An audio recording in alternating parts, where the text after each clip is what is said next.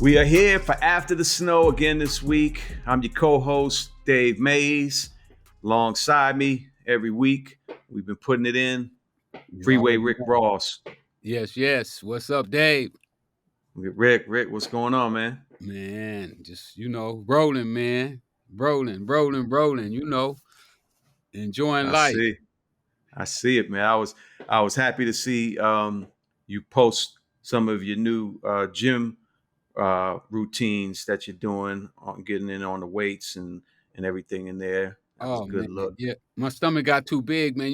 When I left prison, Dave, I was 7% fat. Wow. I was ripped up. Some people say it was like a washboard. And, now I look like I'm pregnant. So, I said, Rick, you put it off long enough. Let's get back in the gym, make some time. So, I'm Right. trying to do I've been doing like 20, 30 minutes a day, maybe 40 sometimes, Yeah. gradually, working my way back in, because I want to be fit, I want to go to the swim parties and take my shirt off and I feel you. I've been doing the same thing, man. I've been hitting the gym pretty regularly last few years, and still got a lot of work to do. Still at it, but yeah, it's a good thing yeah, I'm gonna to go do today it. after we finish with the podcast. That's exactly where I'm going is to the gym, get me a little bit in. My boy want to take me up to Stone Mountain. I'm in Georgia today. Okay, I heard you in Atlanta. Yeah. I just miss you, man. But just missing each other, man. We Right, we probably flew right. past each other in the air last night. Right. I left Atlanta yesterday in the afternoon. I was down there shooting new shows with Funny Marco for the Cornbread TV that everybody's loving out here. Um, and yeah, I flew back to Chicago yesterday while you were on your way in to Atlanta. Yeah, that Marco series gonna be big, man. Yeah, I think so, man. He's a talent, man. I love how he does his thing, what he does, and I'm just excited for him and for the response that we're getting to that Cornbread TV so far. And Bill gonna be big too. Right on Hollywood Yeah, Boulevard, man. That thing is like all windows. That was crazy yeah, last week, man. We had a crazy week last week. right. You know, we made TMZ for top billing with Bill Bellamy already. We haven't even launched. The show's going to launch in a couple more weeks. That's the name of it, Top Billing with Bill Bellamy. But yeah, we had the TMZ tour buses pull up Ti, while he was with Ti, Ti. John Sally, Too Short, all of, Yeah, you know what I'm saying? That was crazy. All in the same building. yeah, yeah. So yeah, things are looking good for Breakbeat right now. We got a lot of on the plate, but a lot of things are looking good, man. So you know, and But then you and I got a lot of other projects that we keep talking about. So we're gonna have to the figure out. highlight though for me was me, you, and Brett being together, man. I thought that was the dopest show we did so far. Um, I don't Definitely know what was. everybody else thinks, but I thought it was dope, and I hope that we can do it again soon because it was, for me it was just the most amazing show that we did so far, and I Yeah, can't wait till we get to sit in a room like that again and uh, yeah. Anyone that missed it, that was last week's episode of After the Snow. First time we were all together in LA. But I think, you know, that could happen more often. You know, with us doing the Bill Bellamy show out there, we're gonna probably be doing shows once a week with him. So, you know, maybe we can just set it up where we can do the podcast while we're all, you know, while Brett and I are in LA with you. So um, that would be amazing. Shout out to Brett, our other co-host, Brett Jeffries. We miss you already. yes, shout out to Brett. But Yeah. yeah, man, I thought that was one of the most amazing shows we did, and even though all the other people was there, for me, my highlight of the week was that right there, man. Just being there. Dope. That's good to hear, man. And I'm on my way to St. Louis too. We got a fight this weekend in St. Louis. I'll be down there promoting fights, and anybody in St. Okay. Louis, hit me up, come out, support, The Lou. support. Yeah, the Lou. Definitely. They're celebrating their guy Jason Tatum right now, who's doing his thing for the Boston Celtics, who went up 2-1 last night in the series. So Yeah, I thought Golden State was gonna have an easy time with them, man, but I no, guess those I guess when boys you get at that boys level, ain't nothing easy. those boys are tough. Yeah, between Tatum and Jalen Brown, but they got some guys around them too that are doing their thing. Marcus Smart, um, the Williamses, those guys are killing them. So we'll see. I'm sure Golden State going to regroup. Should be a good game. When's the next one? Maybe tomorrow, Yeah, yeah, something like Golden that. State gotta Yeah, try to get that home court advantage back.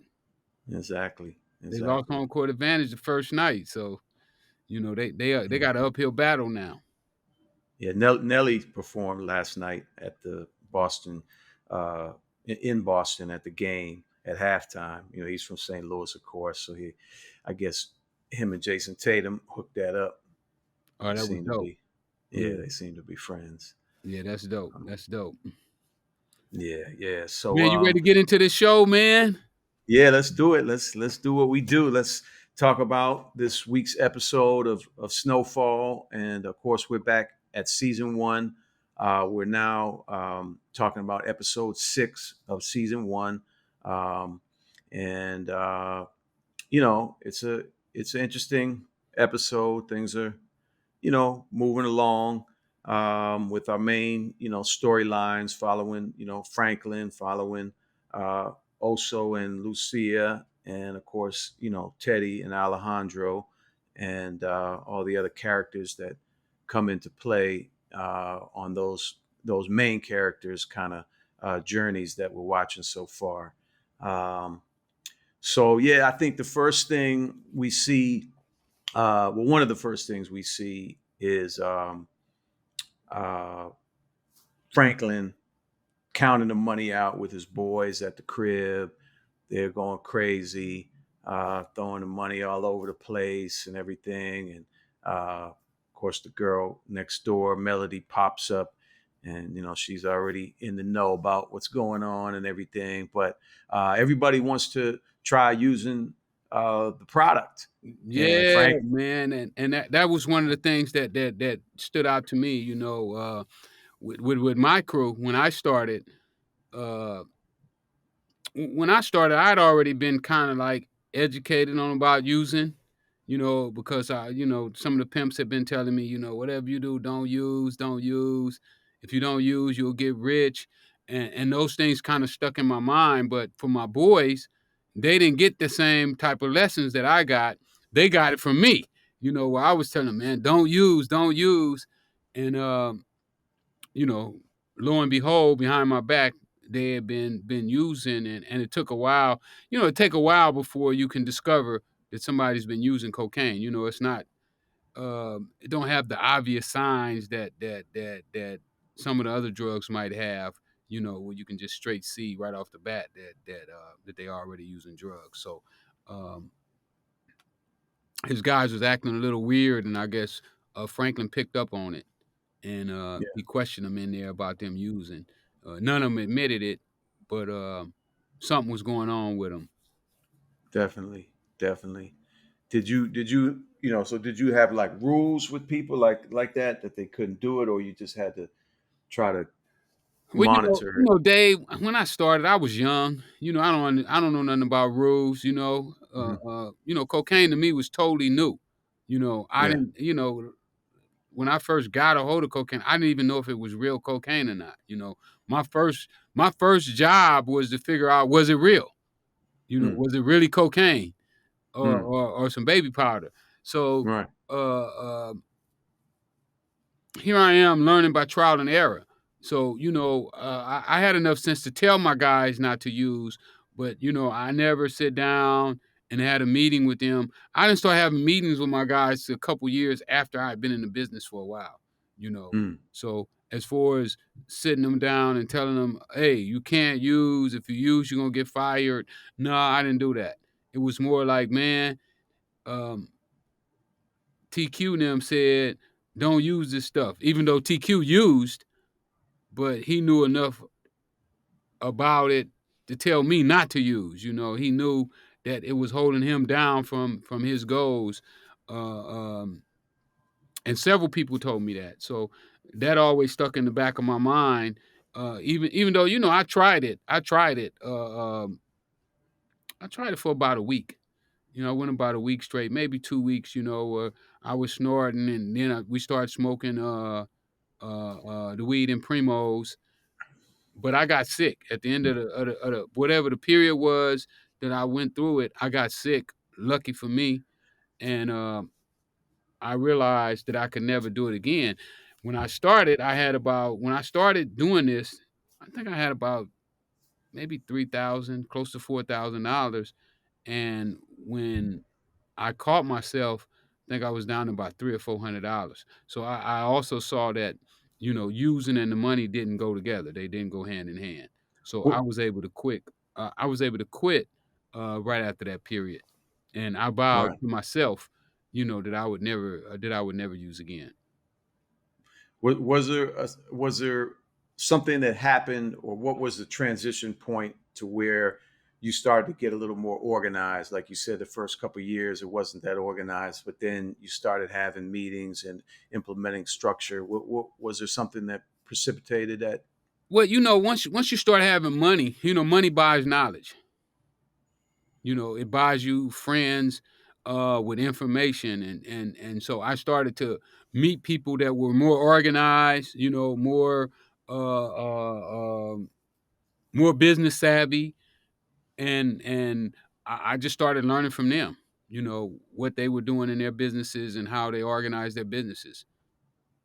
But my business was really ragtail from the beginning. You're talking about 19, 20-year-old kid, uh, never read a book, didn't watch the news.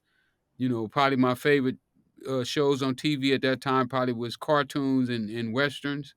So my knowledge of business was very limited, even though I had the desire to be a businessman.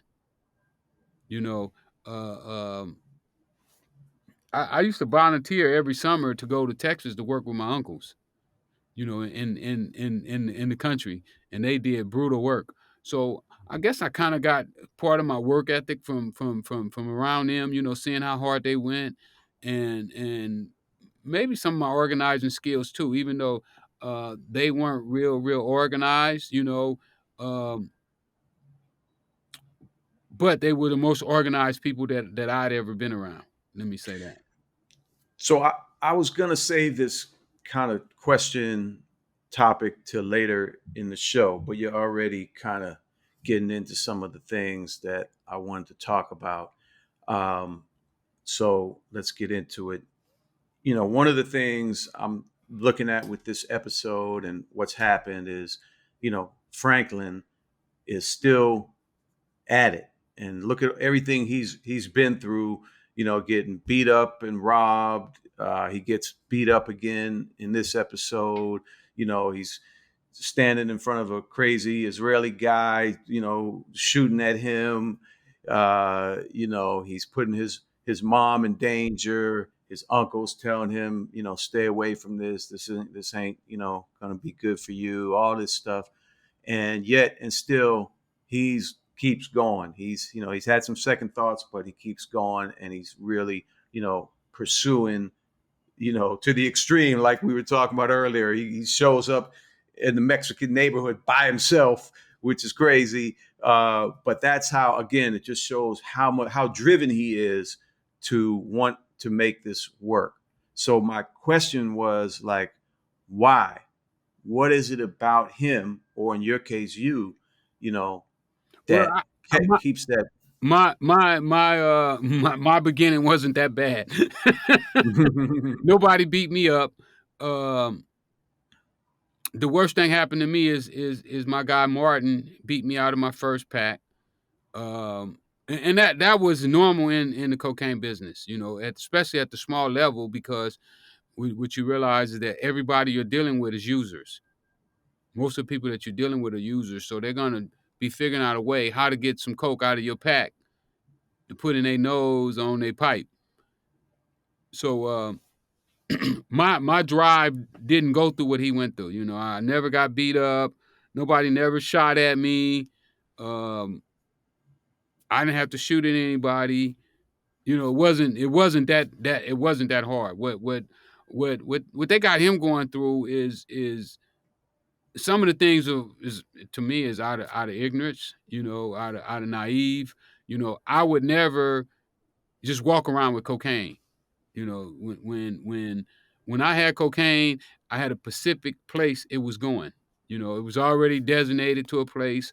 Uh, um, I guess you could call that a plan in a sense, you know, because I just didn't move around with cocaine in my car.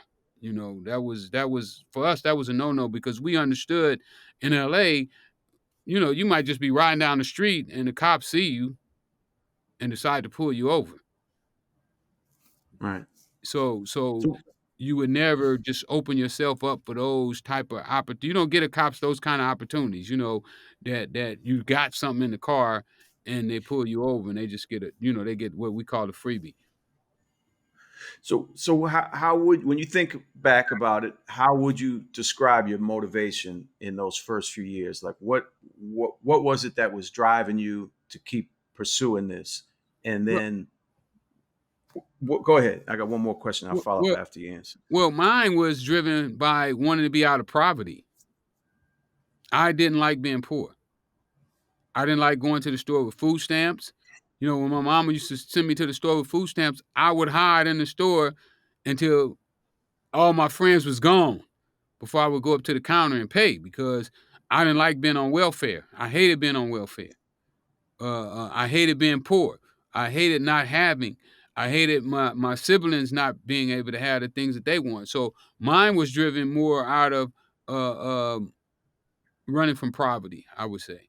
And I was willing to put it all on the line for that. But not just in the cocaine business. I did the same thing in the car when when I stole cars. You know, I can remember when I was writing my book, and one night I woke up in my bed cell, and I was just like totally like sweating and everything, and it was this scene that I went through, and uh, I was a little guy, so when I started stealing cars with these guys, I did all the dirty work, especially the dirty work that it took a little guy to do. So one night we're still in this car, and the car was right up under the person's window who car it was, and their window was open. So what we had to do is we had to door lock the door, open the door up, take the back seat out, and then I had to crawl through the back seat to open the trunk up. And this night that I had the dream, I woke up and I opened the trunk, and it wasn't my friend standing there; it was the owner of the car standing there with a gun in my face. So I had been taking those type of chances already. Matter of fact, I've probably been taking worse chances stealing cars than I was even in the coke game. Hmm. But then Now, I knew you don't go to East LA uninvited trying to sell no dope to no Mexicans. You just don't right, do that. You know right. that because it's been this rival between blacks and Mexicans since I can remember. Even we played tennis one time. I remember we played tennis, and we had caught the bus to Griffin Park to a tournament. Me and about three of our friends, and we stayed at the tournament too late. And the buses wasn't running no more, so we had to walk home. And from our walk home, we had to go through a Mexican neighborhood. And they saw us, and about 20 guys chased us. Lucky we was tennis players and in great shape. Otherwise, I might have got that beat down that we seen Franklin just about Oh getting. wow. So being from LA, you know that that's a no-no.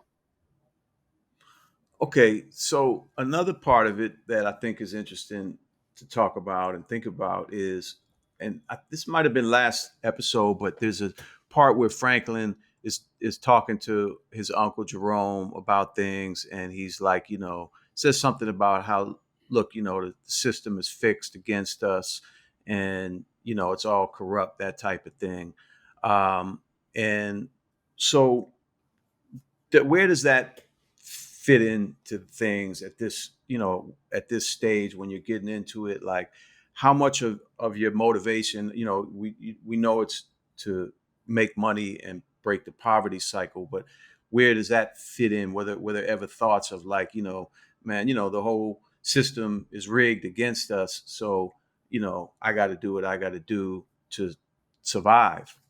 Well, I can't necessarily say that I felt that the system was rigged against me. I had some disabilities that stopped me from being able to function in the system. You know, even though I probably would have been a great worker for whoever hired me, but my inability to fill out an application made me unemployable. So, and I knew that those were things that were against me, and probably my size too, because I still was a little guy when I first started selling, selling drugs. Um, I've always kind of been small, in high school and everything.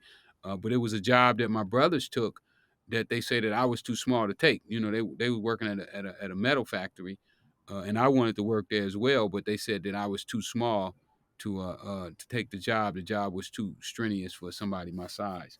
So, Hmm. but for the most part, my inability to read and write is what made me kind of like where I almost had to go to something illegal to to to um to exercise my skills, to show my ability to handle money, my ability to organize, my ability to be honest to myself. Even though I stole cars, I always tried to be fair with the people that I was stealing the cars with. I never wanted to beat them out of their cut or anything like that. There, so it's like when the guys that I started stealing cars with, Dirty Benny, he goes to jail. Him and Jake both goes to jail, early on. And I took all their connections that they had and I started making money with them. So when they got out of jail, I looked out for them. That's right, as you should. Um, So, so Franklin's determination to, succeed leads him to go to his uncle and ask for some more help and ask, for a connection. And so Uncle Jerome and Aunt Louie decide, we're going to introduce him to Knees, is his name, and they take him to see old man Knees, who is a new character played by the actor Bokeem Woodbine. And I wanted to talk about Bokeem because he's been a staple in the hip hop culture, for almost 30 years now. Been in so many movies and so much connected to the hip hop culture over the years. He got his start actually as like a extra in the movie Juice with Tupac back in '92, and then he got one of his first major roles in Jason's Lyric. He was in Dead Presidents and Crooklyn, and he became friends with Tupac. Uh, you might remember he was in the "I Ain't Mad at You" video with Tupac, um, and I think he actually acted in the last movie Tupac was in, Gridlocked, as well. They were working together on that. So yeah, man, it was good to see him. He plays this this old guy that Franklin is trying to get him to give him information on a connection to the Mexicans. Well, Um, first they and took him over there to discourage him from selling cocaine. well, yeah, that's true. Remember that was the initial introduction was his uncle. And it was kind of funny. I had how his uncle introduced him and was talking to him. It just yeah, it didn't seem real. The way the conversation was going. Uh, but anyway, he talked about them killing his friend in front of him and the bullet going through his friend and hitting him in the nut. Yeah, you know, yeah. uh, and that's how the whole conversation started. And what I was wondering now, they didn't really clarify it, but are they talking about the same Mexicans that these are the same people that he introduced, where he gives Franklin a number to? Yeah, well, when he goes later on to that neighborhood, that's the address that Nees gave him, right? Yeah, so he would go and talk to a guy some guys who just killed, um, Right. you know, One of his guys. Yeah. Well, I yeah, guess. Yeah. Yeah. it just seems Yeah. crazy to me. You know, in the real Yeah. drug world, you just don't do stuff like that.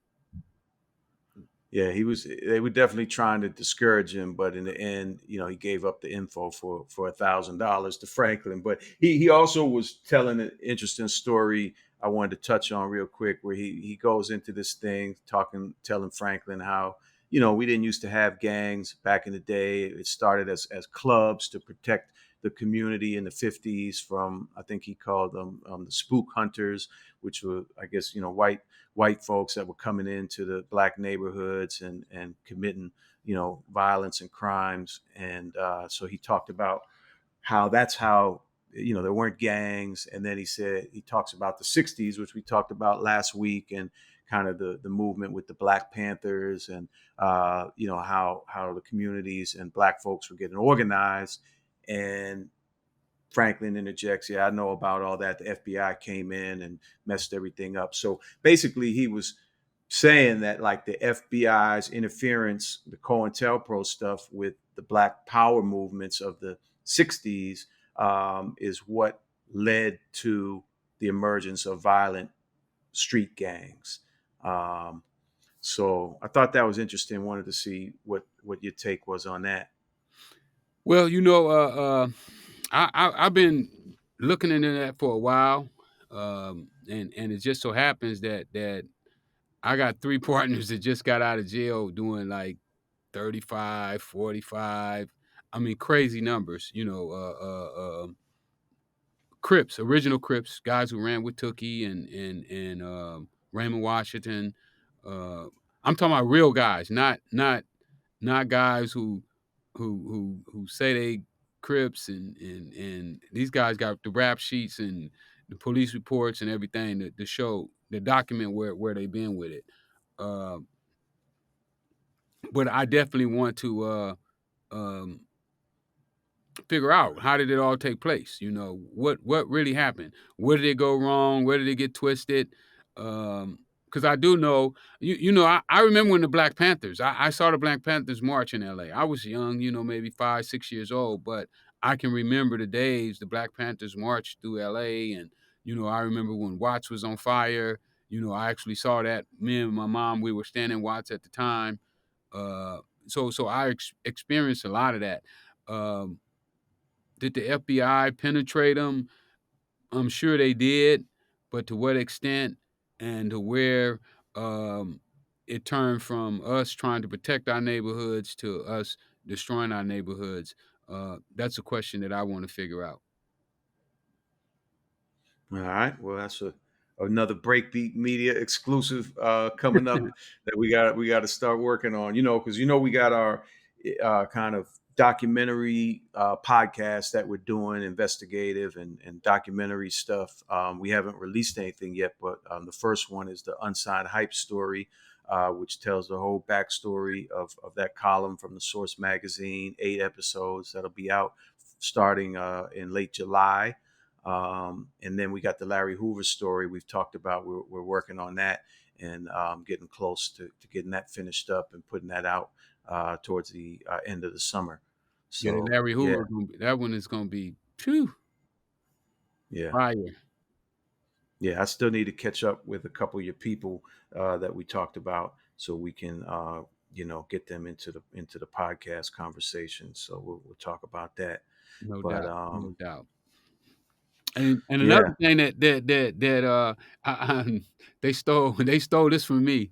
When I first started, but they flipped it in the show. They flipped it. When I first yeah, started, all the guys were telling me that I couldn't sell cocaine in the hood. They were like, "Ain't nobody over here got money to buy cocaine." Back right, then, a gram of cocaine was like $150. I mean, $350 for 1 gram. I mean, it was wow, like really, really expensive. So in in in the show, Unc, he tell Franklin, he say, "Well, the only safe place to sell it is in the hood, just like I do with my weed." So they right, kinda flipped it a right. little bit, twisted it around a little bit. I was like, "Man, they got that from me." But right, because but I think he actually said after that that but they don't have the money for it, which what you're saying the same Yeah. message you kind of got that it wouldn't work. Yeah, Yeah, yeah. so they That's what everybody, all the guys who were selling PCP, that's what they were telling me, even though they were smoking cocaine while they would tell me, "Oh, man, it ain't gonna work." And then right. they smoking cocaine. So, because that's what I did. I fed off the PCP sellers for a while. Hmm. Like every time they make $100, they come spend 20 with me, Mm. to get high, so they could stay out there long. "Oh, I'm just hitting so I can stay up tonight." I'm Hey, gonna stay out here a little longer tonight, so I'm gonna take me a little blast. Um, okay.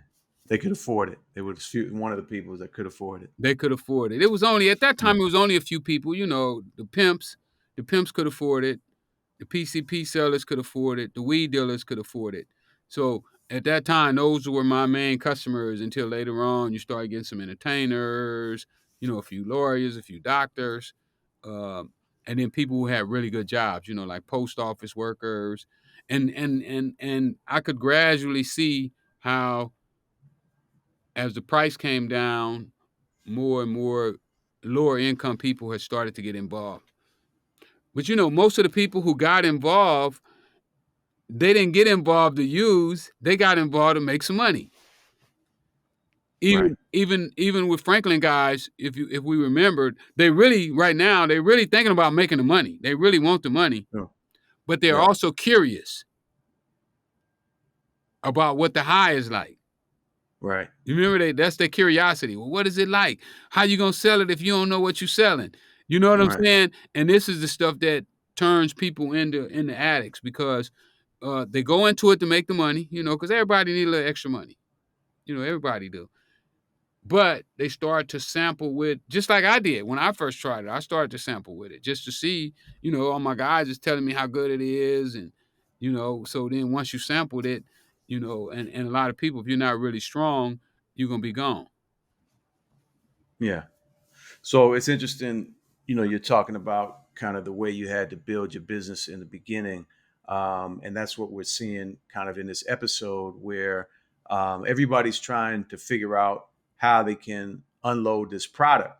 All of a sudden, this guy Alejandro, I guess, has popped up working with the CIA, and he's flooding, cocaine into LA or making it available in mass quantities at, I guess, discount prices. So you got people like Franklin and Lucia, and also everybody's chasing this opportunity, but they're all trying to find how we're going to move this stuff, and all roads end up leading to Stomper, the head of the Mexican gang. They call them Los Monarcas in the TV show. I'm pretty sure that's just a name they made up. But so it's basically presented that the Mexicans really had, and the cartels really had the cocaine game locked down, and that there wasn't opportunities if you didn't go through the Mexicans. So I wanted to hear your thoughts about that and your experience with that as well. Well, not in the 80s, no. Blacks had the cocaine locked up.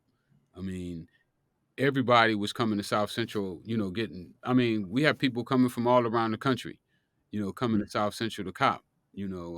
Most of the guys that we hear about on TV and on the news, started right in LA. It's amazing how, I say that cocaine have legs. It travels, from LA to Chicago, from Chicago to Minnesota to Milwaukee. It just has a way to travel. But in the 80s, it was definitely the blacks. It was only after the feds rounded up all of the players, that the Hispanics started to take over. The first the Colombians was coming straight to LA, they was coming straight to LA with it, and the Nicaraguans really kicked it off, but then once the Nicaraguans got it started and the market was there, then the Colombians, I guess they just heard about it and they start coming directly to LA. And that's how some of the other guys who came up, got their connections because the Colombians was running around LA looking for customers.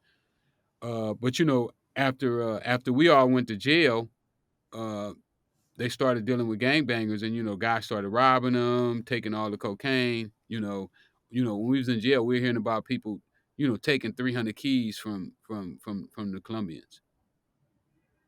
So that's interesting. Now that we're talking about it in this way and perspective, like the show is making it seem like the Mexicans were the kind of people that were really funneling the cocaine and controlling the cocaine. But you're saying that isn't true, and kind of what that does in the TV show is sort of diminish the facts and the realities around the government's plan to push cocaine into all the black neighborhoods. Even what you were just saying, people from all over the country were coming to South Central to cop the cocaine, and all this activity was centered around black inner city black communities, and the government was sitting at the top here, kind of pushing the button to allow all that to happen.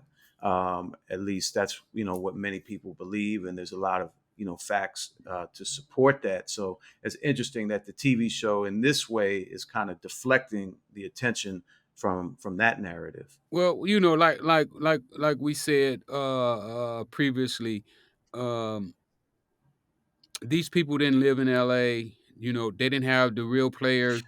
They don't have guys who really lived in this life. Was in the circle. Assisting them. They have people who was around, was about, but nobody who really was inside. Shaking and baking, and really helping them.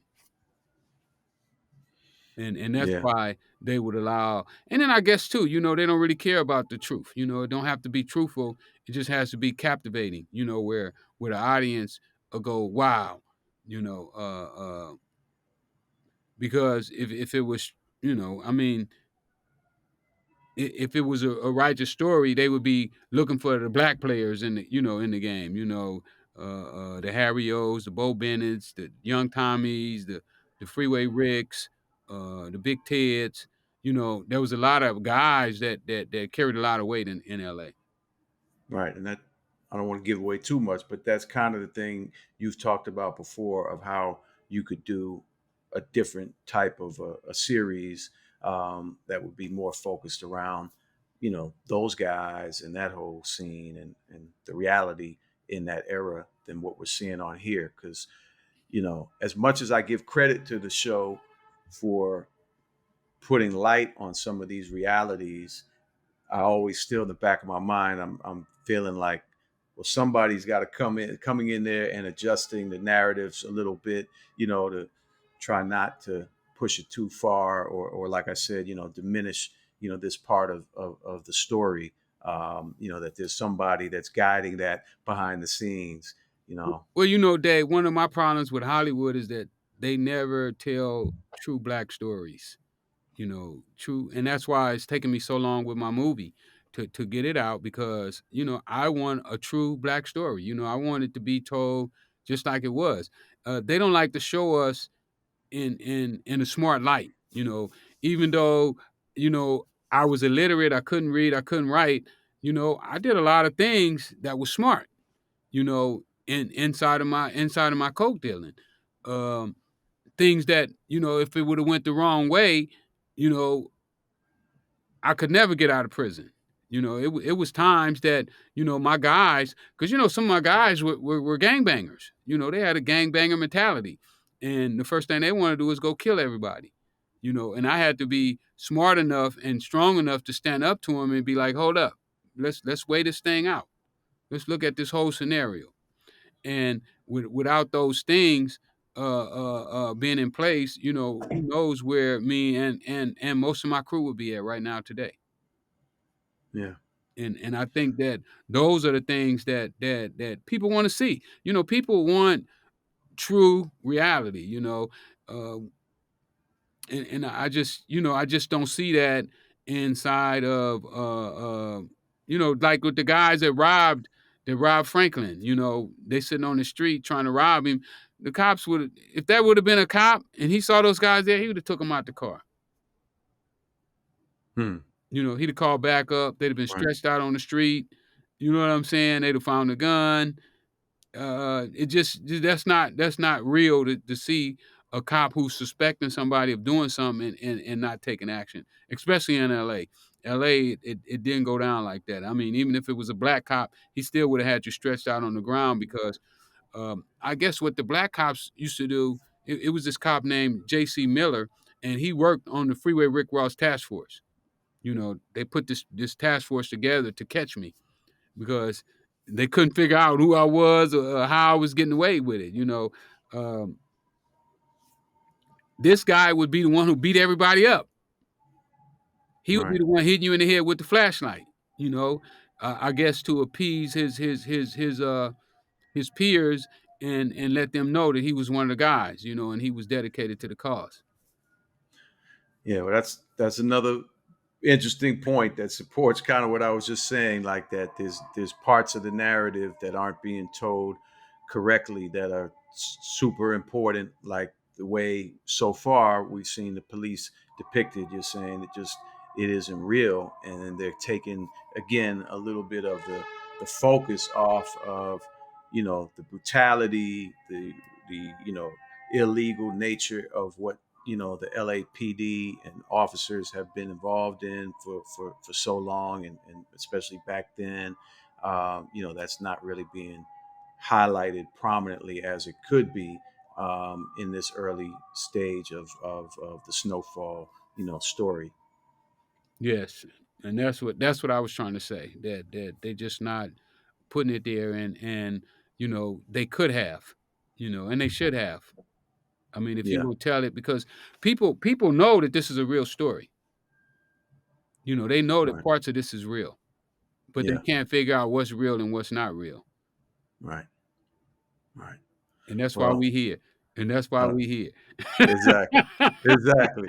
Exactly. I don't want. I was about to say. I don't want to say. Keep saying the same thing, but that's why we're here. That's what Breakbeat is about. It's about creating a platform that's going to bring people the real information, the truth, the authentic stories. Not sugarcoating it, not having an agenda to cut out certain parts of it, but bring it to you real and raw. And I think that's what people really want at the end of the day.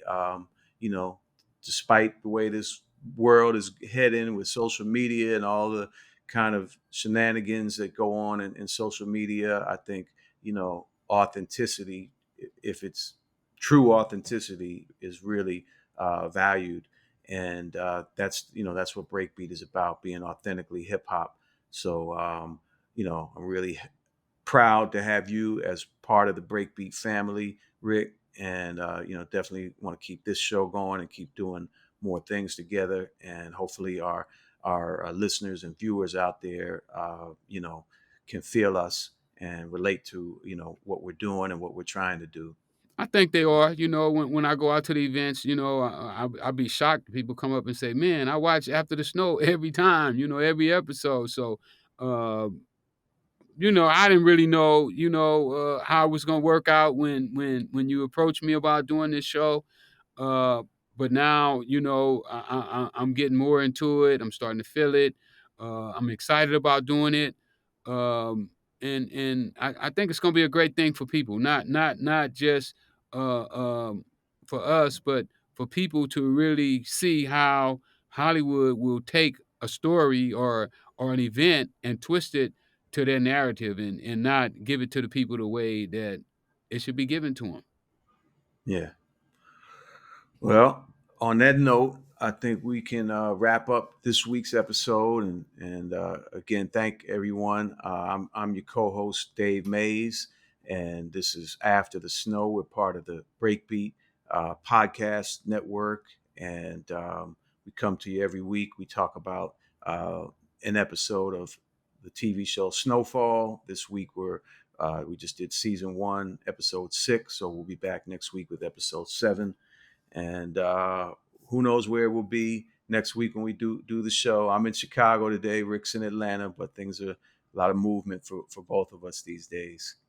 Yes, yes, yes. I'm on my way to St. Louis too. St. Louis, stand up. I'll be there this weekend. Um, Come check me Yes. out. Boxing matches. Yeah, man, it's just been wonderful, Dave, and we just gonna keep pushing this thing, man, Yeah. and see where it go. I know that sooner or later they're gonna catch on to what we doing, and they're gonna appreciate what we doing, man, because we need somebody out here with the truth, man. There's too much That's right. falsehood and too much faking and shaking out here, man. We need the That's real. right. That's right. All right. Well, on that note, we'll see y'all next week. Peace out. Peace.